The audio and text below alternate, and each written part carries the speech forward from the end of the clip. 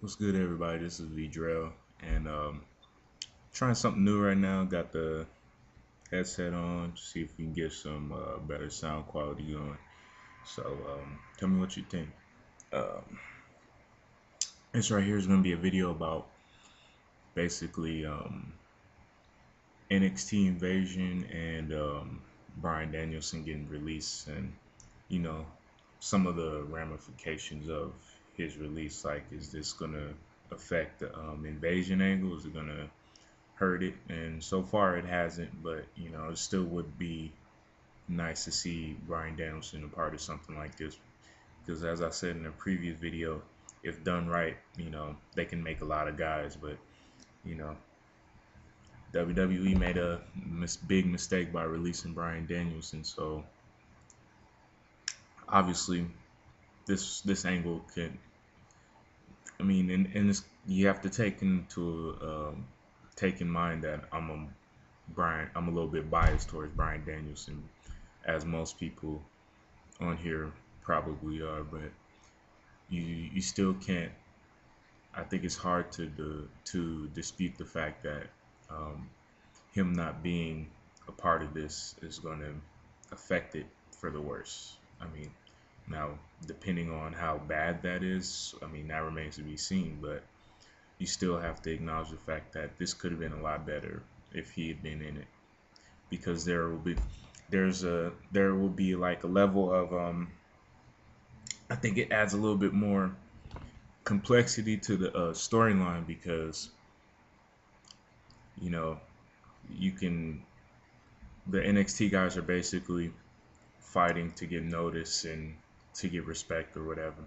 But then with Bryan Danielson, that adds another layer to it, because he's been wrestling for a better part of over a decade, a little bit over a decade, and he part of his motivations for being with the NXT group is that, what, hey, I've been in this business for a while. I'm considered a veteran in this business, and a lot of people say that I'm the best wrestler in the world, and a lot of and I'm just basically tired of being overlooked by you guys. And this whole NXT thing was just another way. It was almost as if you guys were, after all I've done in this business, and you put me in this game show, you guys should have just signed me and put me on the roster. And that could have been, great motivation. And then, what, you could have, in this invasion angle, you could have had Bryan Danielson go up against top guys, and it would have been a good excuse to put him up against top guys and showcase him, and you could have really have made him. So, anyways, that's not gonna happen. And and his future remains to be seen. We should see what he does. A lot of people probably think he can go to TNA. You can go to TNA, and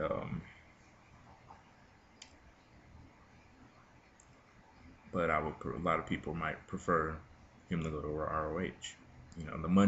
The money aspect, the money idea would be to go to TNA, and but with the way things are going in TNA, I don't really see how they could possibly use him right, or or make room to accommodate him. So ROH seems like it would be the best thing for him to do, is to go back to ROH. And you know and he could have some fresh feuds. He could have a fresh feud with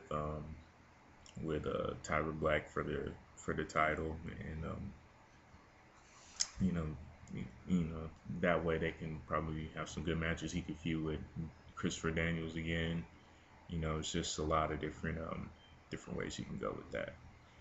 But in regards to NXT Invasion has uh, been really good, and it's a shame that Raw has been so fucking terrible that you have to basically sit through Raw to see what they're gonna do with the NXT Invasion angle.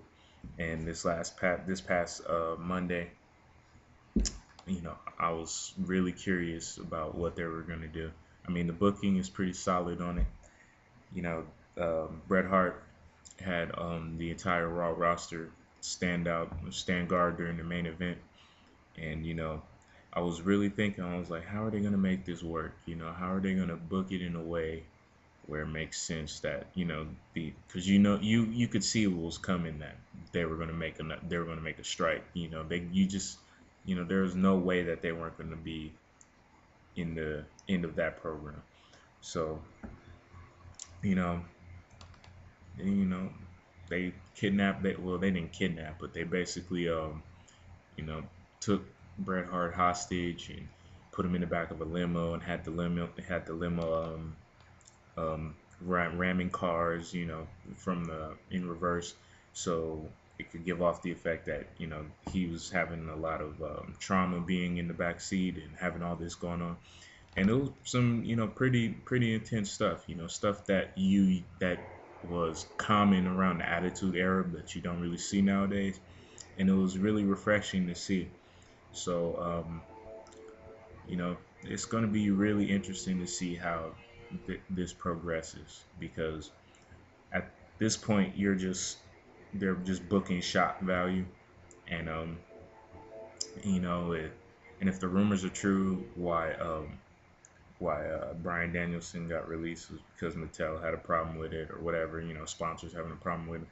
It's going to be really tough not to write yourself in a corner, because on one hand you want to, you're trying to do something different and try to do something fresh, but on the other hand, if you're going to be catering to your sponsors, there's not too much you can go from here.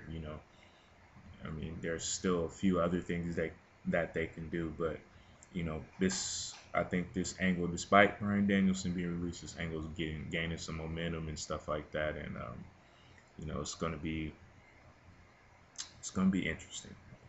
Just to say that it's gonna be interesting. Um, I mean, it's just I'm just disappointed I have to watch Raw, because Raw has been fucking terrible, really hard to watch.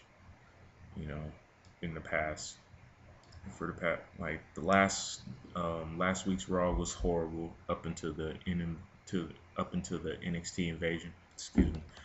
And this one wasn't too much better either. So, but this is a quick little video. Um, we'll see. I'll do probably. I guess I'm gonna be the NXT invasion correspondent. I'm gonna be with coverage, and as I find out things, might make videos or not. Depending on how I'm feeling. And anyway, till next time, go Lakers. Vidro signing out.